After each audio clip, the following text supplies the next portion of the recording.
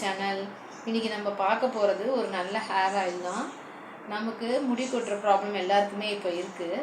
அதுக்கு என்ன நம்ம பண்ணணும்னா, ஒரு ஹேர் ஆயில் ரெடி பண்ணுறோம். தேங்காய் எண்ணெயில் மருதாணி, செம்பருத்திப்பூ, செம்பருத்தியில் நெல்லிக்காய், சோத்துக்கத்தாழை இது மூணையும் அரைச்சி பேஸ்ட் ஆக்கி நல்லா தேங்காய் எண்ணெயில் நல்லா காய்ச்சணும். அப்போது அதை காய்ச்சிட்டு கொஞ்சம் ஒரு 10-15 நிமிஷம் காய்ச்சும் போதே உங்களுக்கு அந்த போட்ட பேஸ்ட்லாம் ட்ரை ஆகிடும். அதுக்கப்புறம் நீங்கள் ஒரு நல்ல ஒயிட் கிளாத்தில் வடிகட்டி அதை எடுத்து வச்சு வாரத்துக்கு ஒரு 3 நாள் அப்ளை பண்ணி குளிக்கலாம். இல்லை டெய்லி யூஸ் பண்ணாலும் யூஸ் பண்ணிக்கலாம். இதை ட்ரை பண்ணி பாருங்கள். நம்ம கண்டிப்பாக வீக் ஹேர் ஃபால் ஆகிடும். நல்ல ஹேர் க்ரோத் ஆக எப்படி 1 மந்த்தாவது ஆகும்.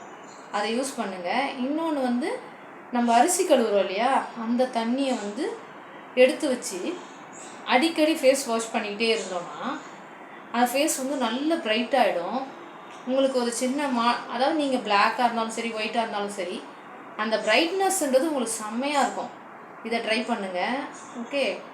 இன்னொரு டிப்ஸ் என்னென்னா, இட்லிக்கு மாவு அரைக்கும் பொழுது மதியம் வடித்த சாப்பாடு இருக்கும் இல்லையா, அது ஒரு கையளவு எடுத்து போட்டு இட்லி செய்யும்போது உங்களுக்கு இட்லி ரொம்ப சாஃப்டாக இருக்கும். ட்ரை பண்ணி பாருங்கள். அதாவது தோசை உங்களுக்கு முருகலாக வரணும்னா வெந்தயம் கொஞ்சம் அதிகமாக சேர்த்துக்கோங்க.